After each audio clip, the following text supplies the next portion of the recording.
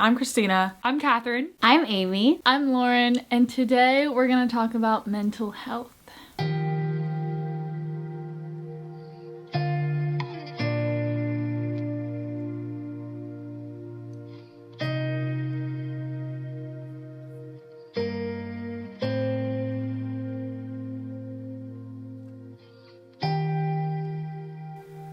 My number one mental health struggles, I would say equally, well, number 1 and 2, would be anxiety and OCD. And I've had times of depression, but I would say it's been more situational for me, not like a chronic type of depression. But I would say anxiety and OCD have been pretty like continual chronic for me. I've dealt with, in some ways, depression, anxiety, OCD, and social anxiety. Throughout my life, I have dealt with anxiety and depression. Over the years, I have dealt with many issues. I've dealt with a lot of anxiety, OCD type rumination, depression at times. I think that's like the umbrella of it, I guess.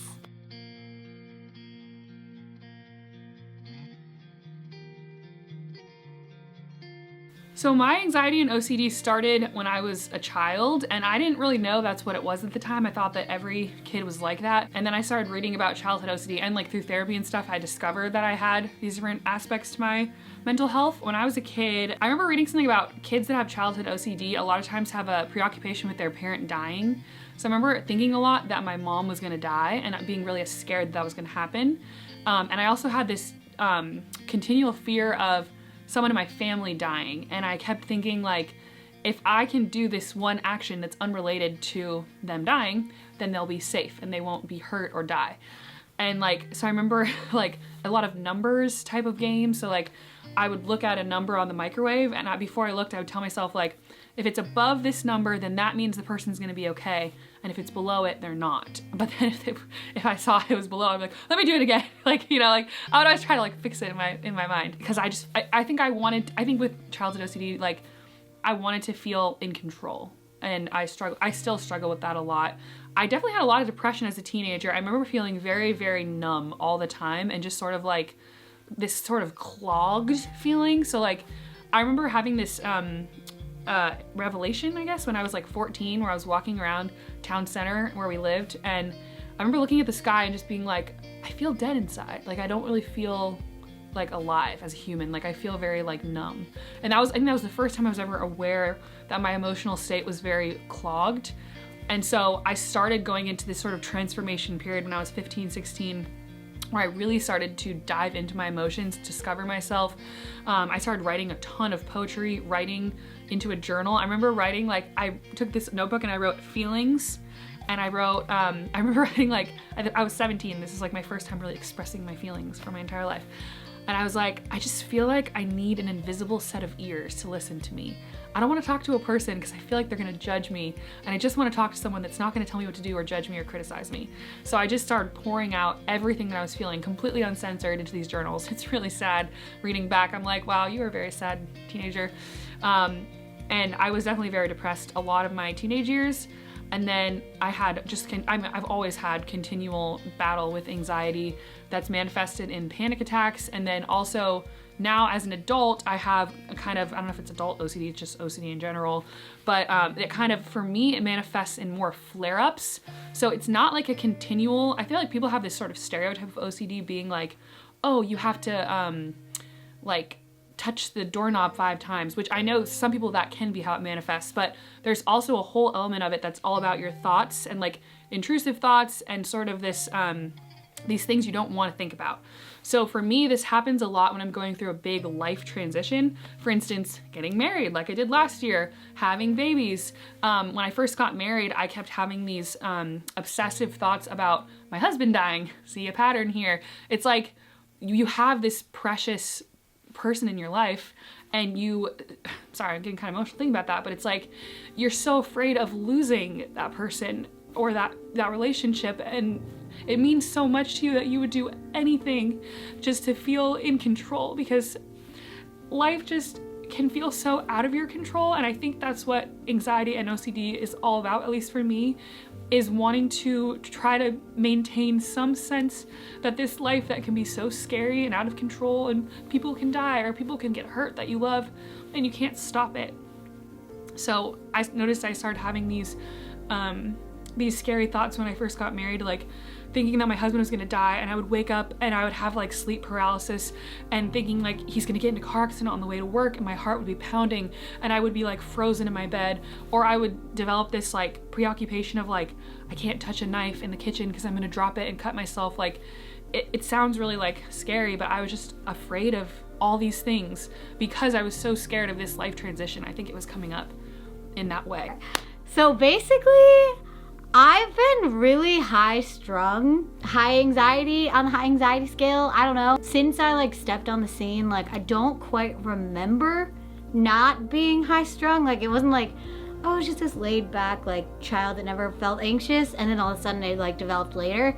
Like even from the time I was like really young, I always have had like a lot of anxiety. Like I had a lot of trouble with like sleep anxiety when I was little, like having a lot of anxiety around sleeping and like being scared I wasn't gonna be able to sleep, and having a lot of like, for lack of a better term, like panics about that. Ever since I was a kid, it would be the same way. I would latch on to something that I felt like uncomfortable about or unsafe about, or like something that I thought could like hurt me, and I could not stop thinking about it. And I know that sounds kind of drastic, but like I literally couldn't. I could go days thinking the same exact thoughts. Like it will come up and it will come up and it will come up, and that fuels a lot of my anxiety because it's like I can't stop thinking about this problem, and I won't stop thinking, like it just won't end really.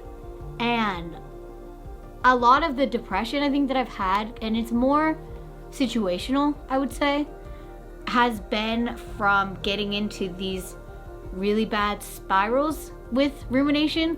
Even though it's like fun and fresh when I tell it on the podcast, this is what my crises are, is like rumination on things and like freaking out about things. Like I tell them in a fun way, but they're really not fun when I experience them, you know?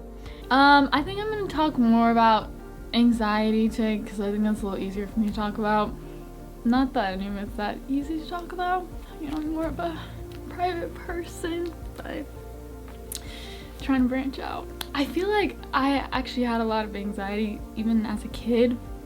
Like I get really worked up over things really easily, like, oh, I can't find my shoes, or like, oh, my hair looks bad, or like I just get really like stressed out about like small things that I think a lot of kids just be like, oh, whatever. But I don't think I really like noticed like having really bad anxiety until like my teenage years. Really, I think when I started like dating, because that is where it has come up a lot for me, and like social anxiety too.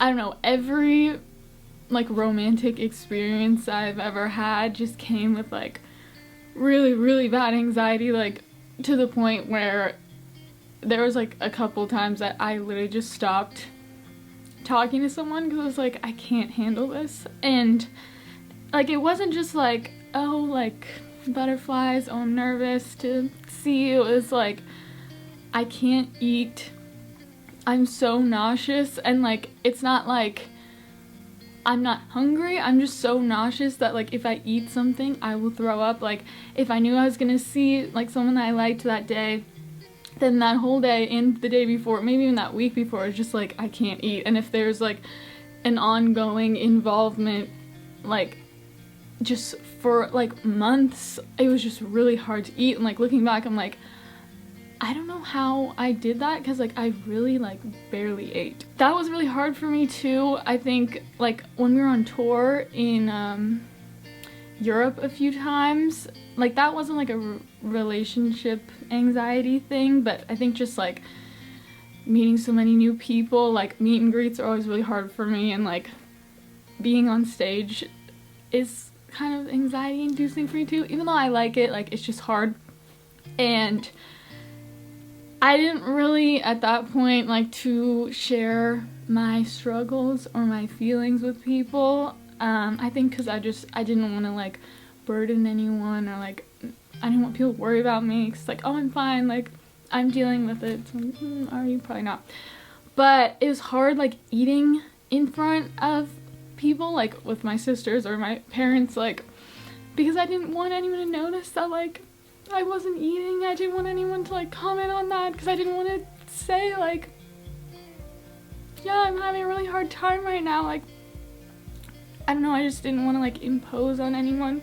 So I think like that's like the main place that anxiety has showed up for me. But more recently, the only new development has been like sleeping problems. In this last year, there was a time for like a few months where every single morning pretty much I would wake up between 5 or 6 in the morning and have like an anxiety attack that it would literally take me like 2 hours to like calm down from and be able to go back to sleep.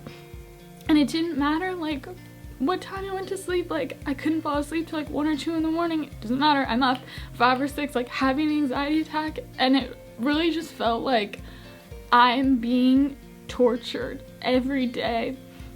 And it's scary with anxiety because like, at least for me, I didn't understand like why I was so anxious or what I was so anxious about. Like with like relationships, like okay, yeah, I'm nervous to see this person, I'm scared of opening up, letting someone in, but so many times though I'd be anxious. I'm just like, I have no idea why this is happening. I don't know why I'm being like tortured mentally right now.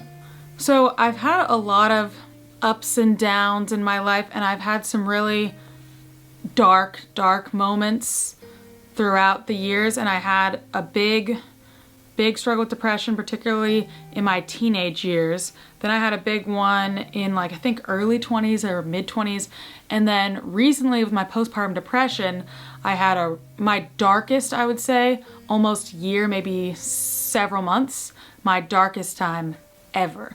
I did make a whole video about that on my personal channel, Christina Cimorelli, if you want to watch the whole in-depth things. I can't go that in-depth here. But what this has looked like for me is, see, when it comes to anxiety, I've had some really severe issues with anxiety, but somehow I always have like hope that I'll be able to get over whatever is going on. Like I know that it will get better. With depression, it has not been that way for me. When I get into these dark, hopeless places, it's sometimes when I get to the darkest place, it's really hard for me to actually believe I will get out of this. It's hard for me to be like lying in bed thinking like, oh my gosh, I hate everything. I don't want to do anything right now. I don't know how I'm gonna do tomorrow. This sucks. Everything is horrible. I hate my life, whatever I'm thinking. And then to be like, but I know it'll get better. It's like, but will it get better?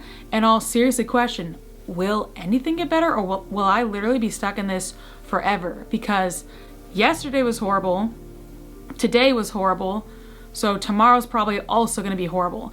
And then it goes into more of a spiral to where all I start to see is every negative and dark thing that's happening. That's all I see. If anything positive were to happen, I just can't even see it. And I don't even notice that until I can look back on it later. So in the moment, it just truly feels like everything is bleak, everything is hopeless, everything is dark. And in different times in my life, that has looked like lying in bed for hours, being like, I cannot get up, I just can't do this. But then it's like, I'll pull myself out of it. This is an interesting thing. Depression looks different for different people.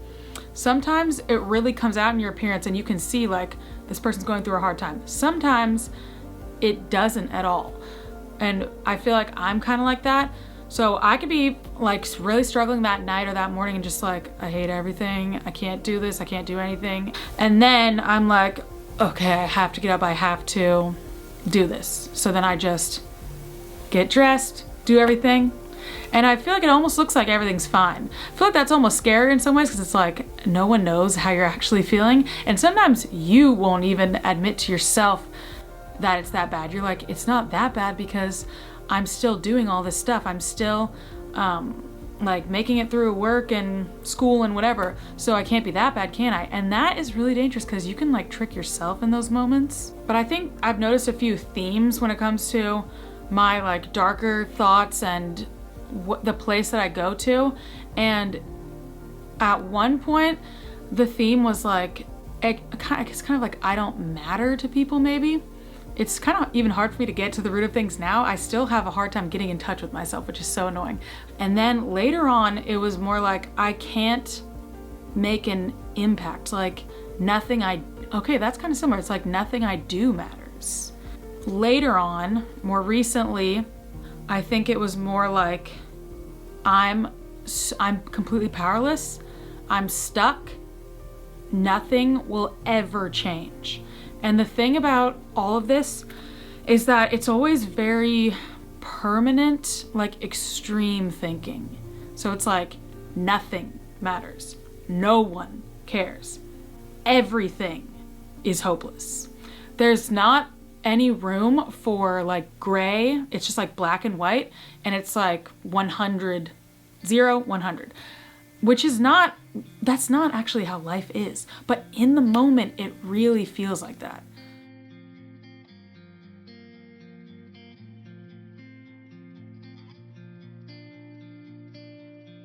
I think a big turning point for me was learning to speak up for myself, to have boundaries, to start like telling people how I feel, because a lot of that anxiety I realized was coming from this feeling of like I'm not safe with anyone.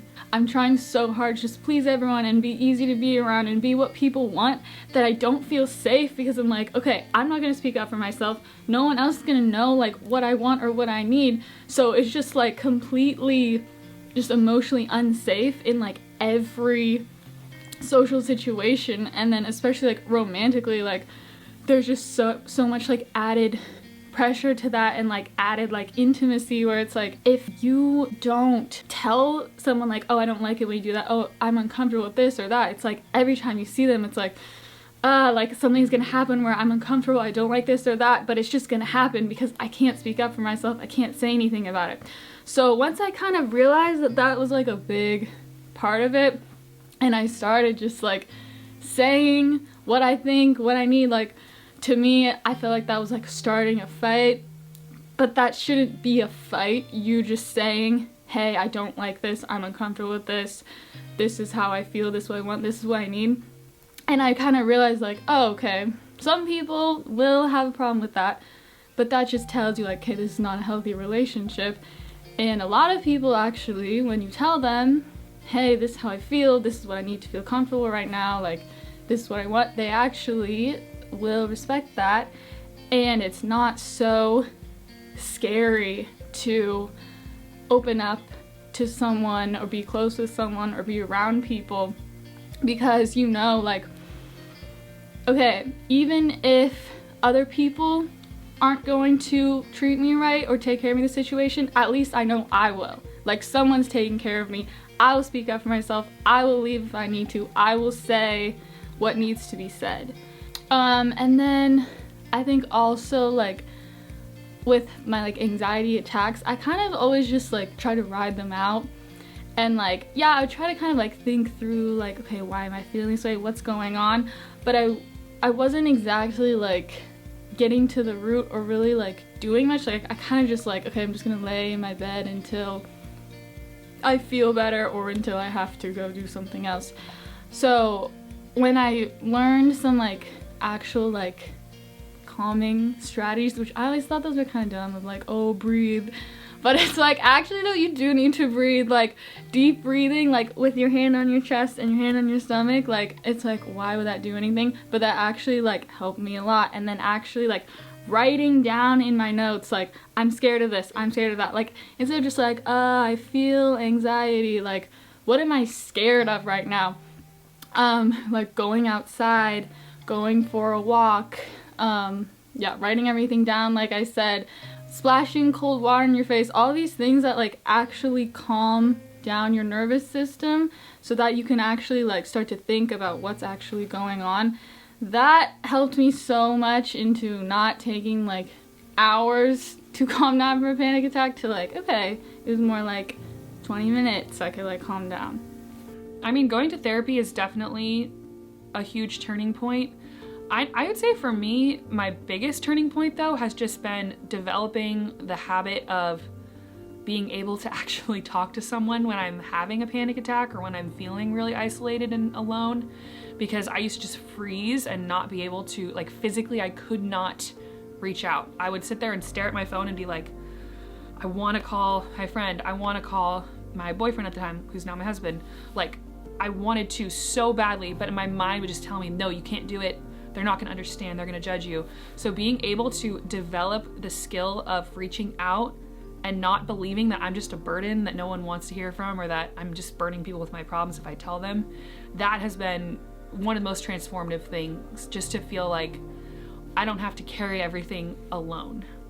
So I've spent a lot of time learning how to like process things, but I didn't get control over how to think in my own head, if that makes sense. I was getting better at processing. I was getting better at getting to the root of issues. I was like growing in all these things, but I could not, for the life of me, get a handle on this rumination that I was like having, and I've always been participating in. And especially with the pandemic, it made it like so bad all the time, and I couldn't get my brain to like get off these tracks. And I had Katherine, because Katherine's really good at looking up things on the internet, and so I was like, Kath, can you look up a therapist for me? Like, I just need someone, and probably someone who knows how to deal with like OCD thinking, because I think that's what I need, because this rumination is seeming to kind of be in an OCD kind of way where I can't like stop it, and it's very compulsive. And no joke, like Meredith, I love Meredith, she's my therapist. Anyway, she like changed the game for me in such an incredible way. Like, she started working with me on how to get through the cycles and how to like disrupt it and how to move forward in it. And she taught me how to like work with my mind. But since I started working with her, she gave me all these like tools and all these things that really helped me, and I'm really like grateful for that, because it was getting to a horrendous point that it had never been at that level before, even though it had been very high. And she really got me out of it. So I would say getting the right therapist really gave me a breakthrough and really gave me like the tools to work with the problems that I have and that I am experiencing. Some of my biggest turning points for me were finding an actually good therapist. Not all therapists are good therapists, unfortunately. There's a lot of not good ones out there. Regular journaling, oh my gosh, such a game changer. Reading psychological books that help me get in touch with my feelings. Creating daily habits that really feed me spiritually, emotionally, mentally, physically. And then I've had some spiritual turning points, some really big key ones in these dark moments. So I can really see how God works in those moments. It's really hard, because it's like, I wouldn't take them back, but it's like, wouldn't you want to take them back? No, because I've had some of my biggest awakenings in those moments about like taking the world off my shoulders and about actually like acceptance of pain, like things that have made me a lot stronger and then things that have made me a lot more peaceful. I'm really grateful for that, but I do like to get my brain working better because I don't want to live in that.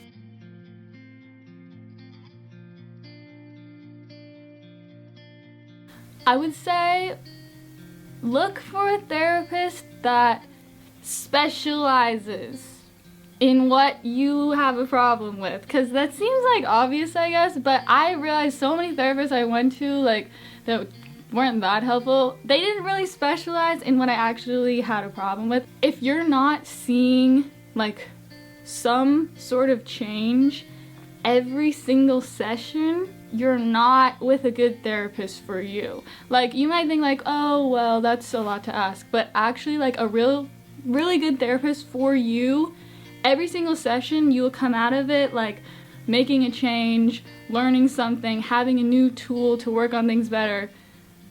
And that's how you know that you are with a good therapist. I would say don't be afraid to ask someone to help you find someone. I was like, I'm never gonna be able to find one on my own. That's just not like, I don't know how to do this. I'm not good at this. I don't want to do this. So if you know someone that either is good at looking for things online or is into therapy already, don't be afraid to ask them to help you out finding someone. And don't worry if it's not the right fit the first time. Like, you can keep finding other people. One tip I have for you guys out there who are like, I don't know how to tell my parents maybe, or maybe you're older and you're just like, I don't know how to find a good therapist.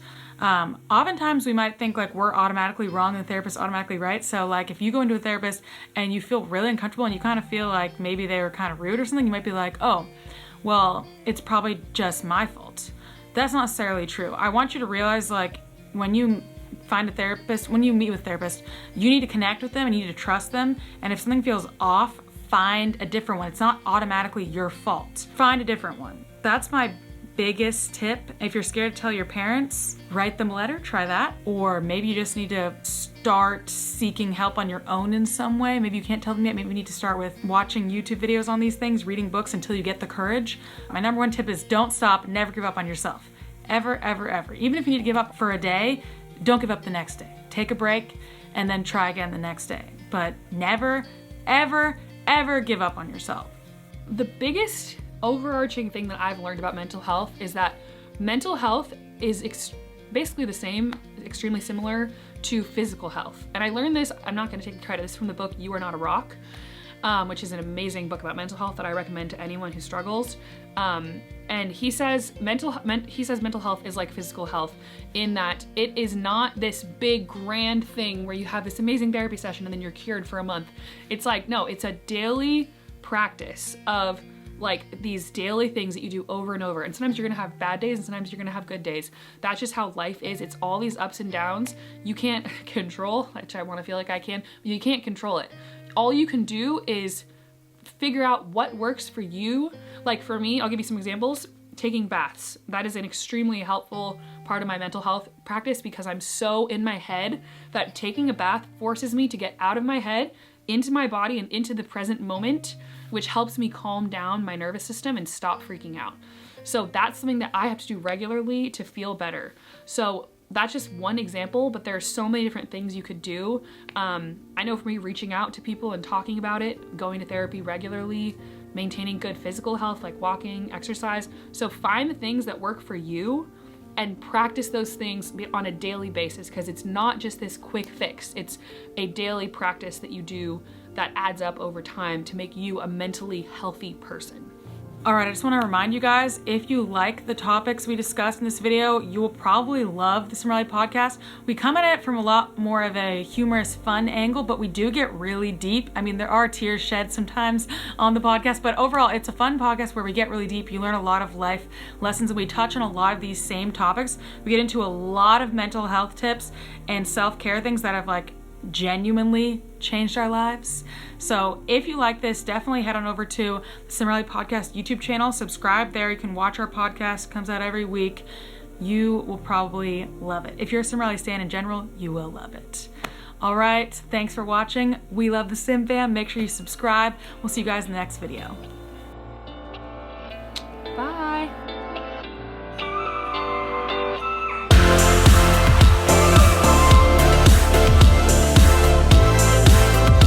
I would shave my head. I love wearing makeup. Woo! I think it's Whoa! fun. I did not guess that.